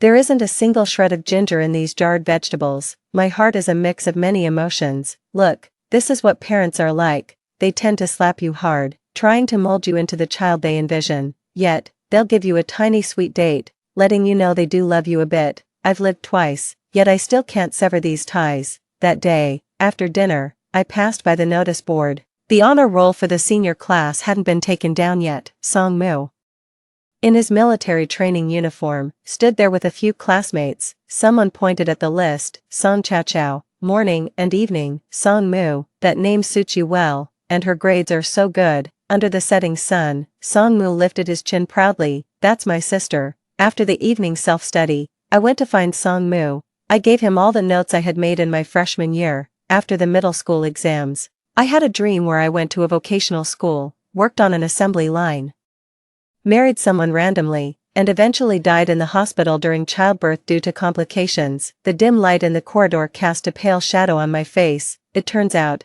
a life of over 30 years from my past life could be summarized in just one sentence. I looked at Song-moo. "And you, paid your own way into the best high school, got addicted to games, ended up with a diploma and couldn't find a good job. You finally got a girlfriend, but she left you because she thought you were too poor." Song-moo, I don't want my life to be as tragic as that dream, so I strive with all my might. As for whether you want to drift through life aimlessly or start striving now to change your life, that's for you to decide. I tossed the notes at him and walked away. For an entire semester, I didn't go home. Sometimes, my mom would send me some things through Song-moo. I studied day and night. In my previous life, I self-studied for a diploma and a bachelor's degree, but those were nothing compared to the real college entrance exam, top 50 in the grade. It wasn't just about working hard, it was about having talent, or like Zhang Jia, combining both talent and effort. The moment I relaxed, someone would surpass me. Sometimes I would think, even a high school in a small county is so competitive, what about top high schools? Or at the provincial or national level, I am but a drop in the ocean. Yet even if I am an invisible speck of dust, I will try my hardest to rise with the wind. Perhaps I'll land on a mountain peak, becoming a grain of sand that overlooks the ranges, or maybe I'll land on a skyscraper, sharing the breath and fate of the city's bustling traffic. In any case, I won't be stuck in the mud of Ming Mountain Village again. Sometimes I'm so tired I don't even want to talk. There are moments of doubt too, living a life anew. Why can't I be as powerful as those characters in novels? It's always Zhang Jia who pulls me back. In the chilly nights of April, he smiles under the brilliant starry sky, saying, "Hang in there, we're close to victory." The spring flowers bloom and then fade, the gardenia quietly buds. I don't know when it started, but as I pass by the small garden under the third-year building, there's a faint fragrance in the air. The gardenias have bloomed. Finally, the college entrance exam is here. This is the test of my 3 years of hard work, and whether I've made the right choices since my rebirth. I'm lucky that the exam venue is at my own school. It poured rain on those 2 days of exams. Raindrops pelted against the glass, creating a crackling sound. It suddenly reminded me of the day I gave birth. The weather was just like today. My cries of pain and pleas were shattered by the heavy rain. Outside the door, my mother-in-law's curses and Zhang Shuai's shouts, urging me to hold on a little longer, pounded on my chest like a drum. That time, I walked towards death in a torrential downpour. This time, I am to embrace rebirth amidst the thunderstorm. After the last exam, I walked out of the examination hall and saw Zhang Jia coming out from a classroom at the far end of the corridor. The continuous rain of the past 2 days had stopped at some unknown time. A summer rainbow hung across the sky. He smiled at me across the bustling crowd. I smiled back, and as I did, tears began to flow. During the days waiting for the results, I returned to the village. In the past 3 years, only Song Mu and I from this backward mountain village had made it into the top high school. The other kids either went to work in Guangdong right after graduation or pursued a diploma before joining the assembly line. The villagers still remembered me as the one who barely made it into the top high school. Being a girl who excels in studies isn't considered something to boast about, so, the women would ask, "Chaoyang, can you get into a regular university? If you only make it into a third-tier college, your parents definitely won't be able to afford it." Aunt Jean Tisk sked. I always said high school was useless. Look at my Xiao Shuai.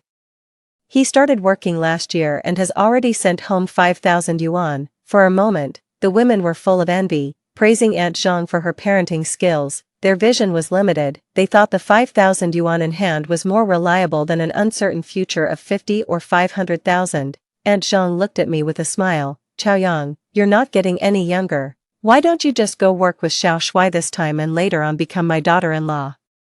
"I won't mistreat you," my aunt, who was slightly more insightful, commented. "After all, it's a key class at the top high school. You should be able to get into a second-tier college. But these days a second-tier degree isn't very valuable unless it's from a top university." Yet initially, she had said that graduating from a vocational school was good enough. 2 days before the exam results, Zhang Jia called me. "Chaoyang, have you thought about which university you want to apply to?"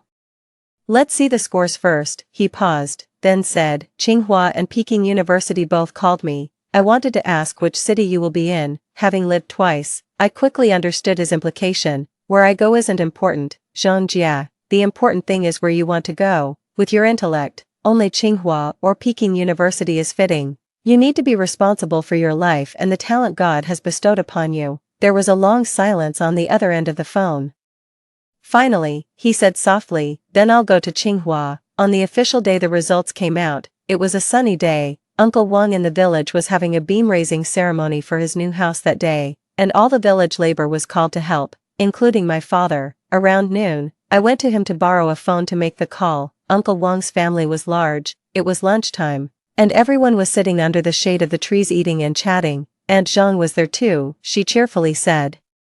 "Chaoyang is checking her scores. Let's hear them here. Let everyone listen." I dialed the inquiry number, and after a long wait, under the watchful eyes of everyone, the scores started to be announced over the phone. Chinese, 128, Mathematics, 127, English, 138, Science Comprehensive, 274, total, 667. That year, the exam was quite challenging. The cutoff score for science majors was 547. I really outdid myself. At that moment, I felt as if I was floating in the air, my feet soft and cushiony.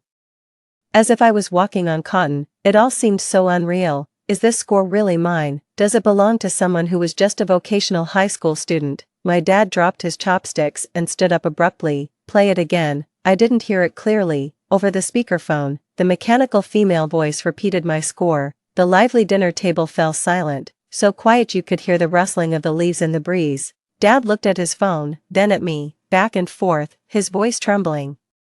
He asked, with these scores, what kind of university can you get into? I smiled gently. Most universities in the country, even though no one at the table had attended high school, they all understood what it meant to score 120 points above the cutoff for top-tier universities. Uncle Juan fetched a large plastic jug of liquor. Old song. This is a big celebration. Let's drink a few more glasses today. Aunt Zhang muttered, could there be a mistake? Your grades were pretty average before.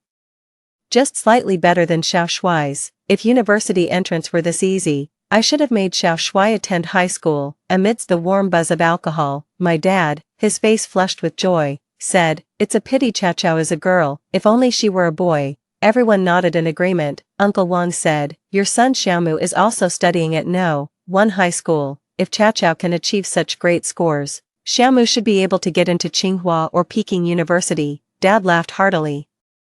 That's quite possible. My son has always been smart. The conversation then turned to everyone's sons. The midday sun was glaring and hot. Sweat covered my back and forehead. Changing these outdated notions was never going to happen overnight, but I believe, at least for today, they began to realize, a girl is also worth investing in. Considering my scores and following Teacher Lu's advice, I eventually applied to Zhejiang University.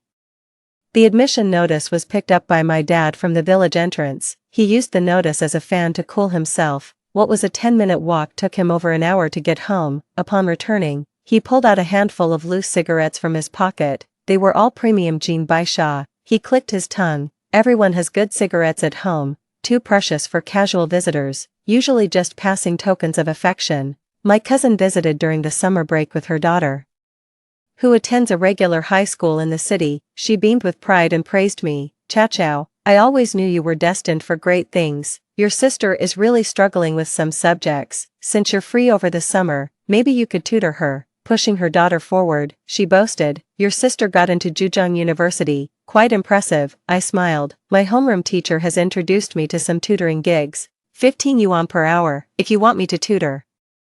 I need to schedule your time first. My cousin's face changed slightly. Family members charging each other for tutoring. Even close siblings keep clear accounts. She left somewhat embarrassed. Knowledge can indeed be effectively transformed into money. Zhang Jia tutors students for 20 yuan an hour because he's a student at Tsinghua, and me, at 15 yuan an hour. Another classmate charges 12 yuan. Teacher Lu found me a place to stay. The landlord does not charge me rent.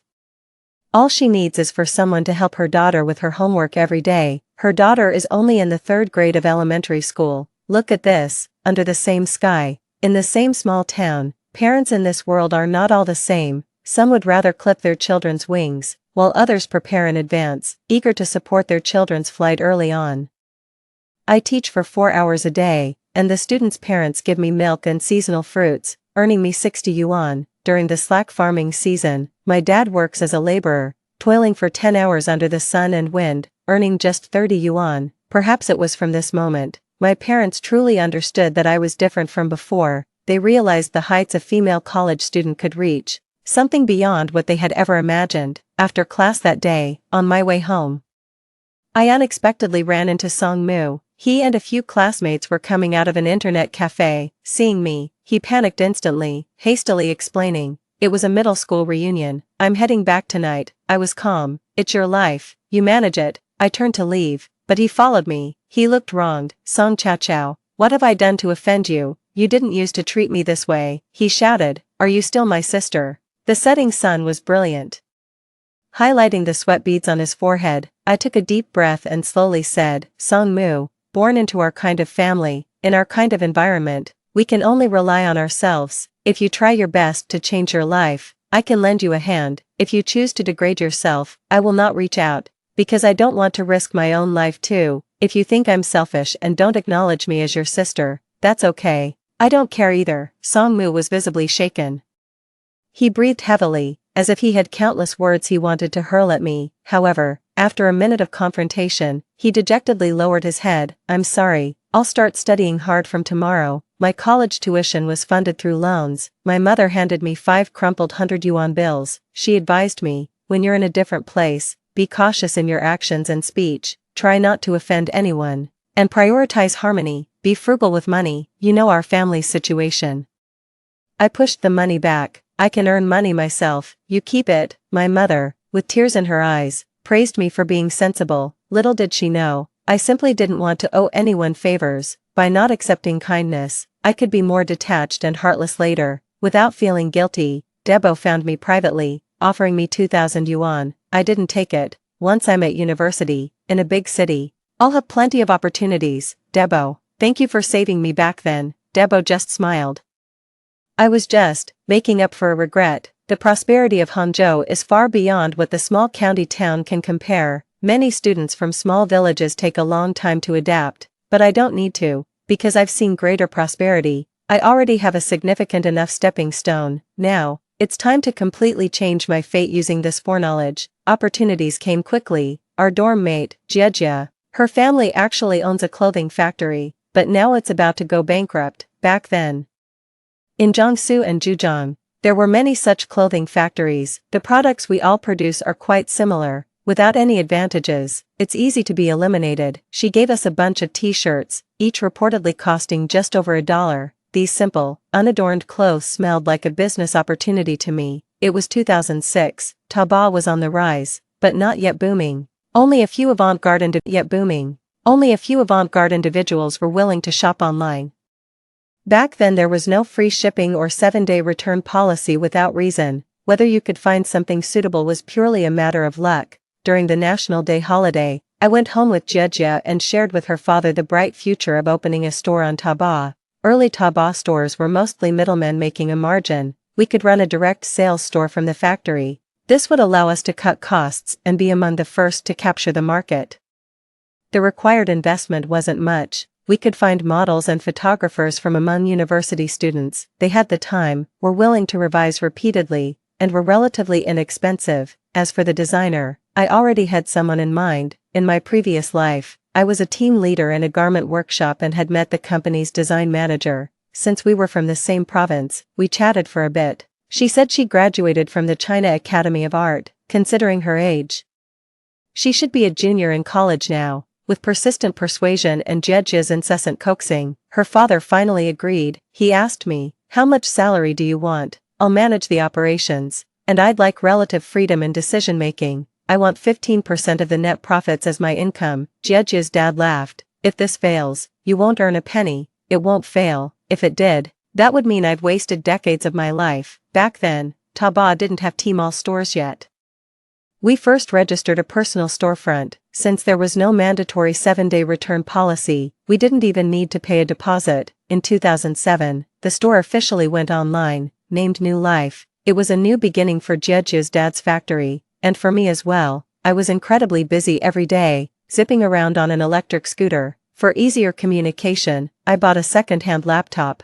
Zhang Jiyuan was in Beijing, busy with his studies. Sometimes we chatted on QQ, but after a few words, I had to rush off to handle other matters. The night before the store went online, he told me, "Zhao Zhao, it's windy in Beijing, looks like it's going to snow again. I feel like you're a gust of wind I can't grasp." It was already past 1 in the morning. I looked up and saw the stars outside the window. I replied with a smile, "The weather in Hangzhou is great, I see many stars." Zhang Jiyuan, to me, "You were once those unreachable stars in the sky, why try to grasp me? I am the wind, and you are the stars, we can always walk side by side under the same sky." After a long while, he replied, "I remember what you said back then." One day, when chatting with Zhang Jiyuan, he mentioned that after getting into Tsinghua University, he had won several prizes. After deducting his mother's medical expenses, he still had about 100,000 yuan and was thinking of investing it. I opened the stock market app and told him, "Buy stocks, right now, anything will rise. But once the Shanghai Stock Index hits 6,000 points, make sure to sell everything, do not hesitate." In my previous life, I never played the stock market either. The reason I know about it is because there was a workshop supervisor at our factory who, in 2008, lost all his money due to a major stock market crash and ended up deeply in debt. Unable to cope with the stress, He eventually jumped from a building and took his own life. At that time, there was a lot of talk in the factory. And I heard many people saying that they should have sold their stocks when the market hit 6,000 points. Jean Jia trusted me on this. He watched the stocks climb higher every day and asked me if I was some kind of prophet. Jean Jia, do you know a flower called the snow willow? I asked him. People think it's dead when it's cut and dried, but just give it enough water, and it will bloom again. I'm not a prophet, I'm just a snow willow that has come back to life. My energy was still focused on running the store. Our target customers were young urban women. They had purchasing power and were willing to try new things. Within just a year, the store had improved significantly. 2008 was a booming year for Taobao and also for the emergence of new women's fashion stores. It dramatically turned around Jia Jia's father's factory from the brink of loss to profit, because I had to balance studies and work, and often visit the factory to check on samples. I forced myself to get a driver's license and bought a used car. Jia's father kept his promise to give dividends every 6 months, always on time. In the summer of my sophomore year, Songmu took his college entrance exams. He got into a 211 university. My parents were overjoyed, threw a big feast, and insisted I come home to celebrate. I arrived in the village in a new outfit, wearing sunglasses, and driving my used sedan. Everyone was stunned, even my parents were shocked. I hadn't been home for 2 years, and every time they called to ask if I needed money, I said I didn't. In their minds, they probably thought I was just scraping by tutoring. The most shocked were my aunt and Aunt Zhang. They huddled together whispering. Eventually, my aunt disdainfully said, "Ciao ciao. Students should focus on their studies and not get involved in shady businesses." Aunt Zhang agreed. "We shouldn't earn money that's not clean." You see, in their eyes, a woman making a lot of money must be up to no good. Even my parents were doubtful. "Where did you get all this money from, and what are you wearing? Such a short skirt, and your top doesn't even have sleeves." Everyone was talking. Finally, it was the village secretary's niece, who worked on the assembly line, who cleared things up for me. Guess what? She had seen me at the factory when I was checking on the merchandise, but there were so many workers, I didn't remember her at all. Suddenly, the villagers were all abuzz. They all wanted to know how I made so much money. They were envious, saying that education really does pay off. Look at that, still in university and already driving a car, wearing such fancy clothes and shoes. My parents were beaming with pride. My father, holding my hand, laughed heartily.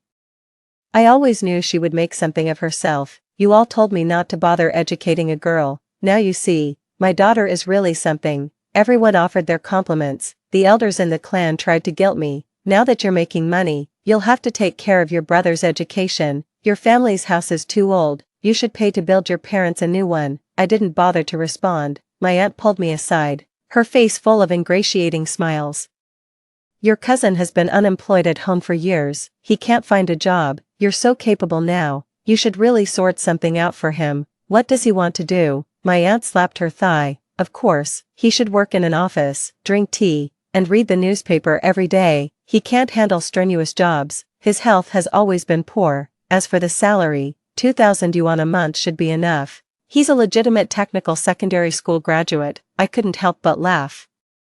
I have a classmate whose factory is short of security guards, paying 800 yuan a month with rotating shifts. If my cousin is willing, I could introduce him. The look on my aunt's face was as ugly as it could get, but she no longer dared to lecture me like she used to, because our positions had changed. These past few years, I've rarely contacted my family, but every now and then, Songmu would call me. We didn't have much in common, so after asking if I had eaten and if I was doing well, we would hang up. That night, after the guests had left, my dad said, "Your Uncle Da's shop needs to relocate and he seems to be having some trouble. He helped you before, you should go see him." Sometimes, I really don't know how to judge my family. They are selfish, but they also know gratitude. The next morning, I went to see Uncle Da. His business was suffering because the bus station had moved. He wanted to set up a new storefront, but he didn't have enough money. I gave him 80,000.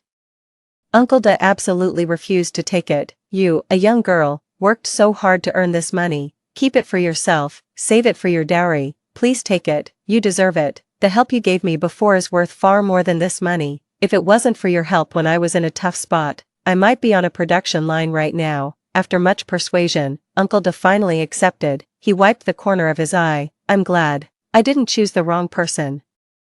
Seeing you succeed truly makes me happy. My parents wanted me to pay for Songmu's tuition and living expenses. He refused. I'm a grown man, fully capable. Why should a woman support me? If she can earn money while studying at university, why can't I? I don't want it. At that moment, I realized he had grown up. Excessive pampering and indulging are like aphids on a young tree. Over time, they will completely devour the sapling, but storms, although they can blow the tree sideways.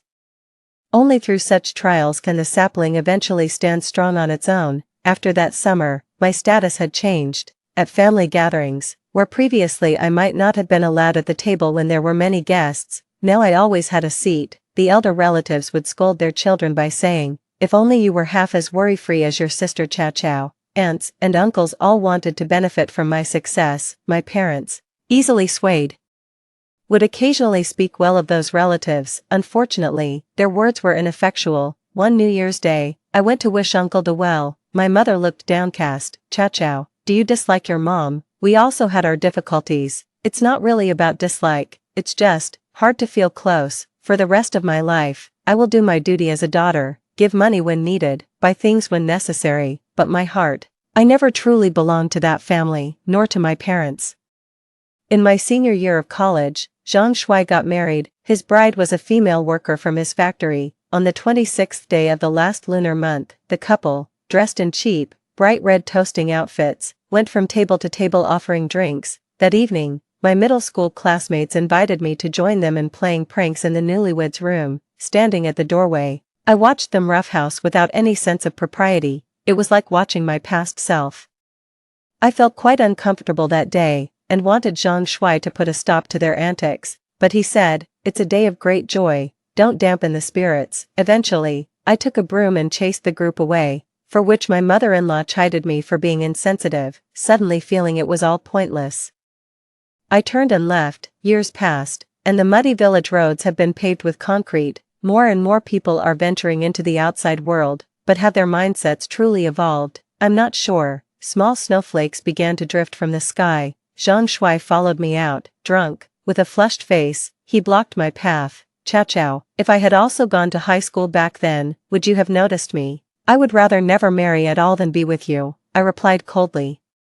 "Take good care of your wife and stop being a mama's boy." Snowflakes fell on my face, their coolness faint. Perhaps, I would also become his unattainable love. Because I am outstanding and hard to get, I qualify to be that unattainable love. As I was almost home, my phone rang. It was Zhang Jia calling. "I have something to tell you." "Oh, I've signed with a big company in Hangzhou. We'll be able to meet soon." "Congratulations, Chow Chow. I'm really looking forward to seeing you again," he said gently in the night. "I'm sending you a photo." The signal in the village was poor. After a while, a photo appeared on QQ. It was a branch of blooming willow flowers placed in a glass vase, accompanied by Zhang Jia's message, "They are resilient and beautiful, just like you, Song Chow Chow."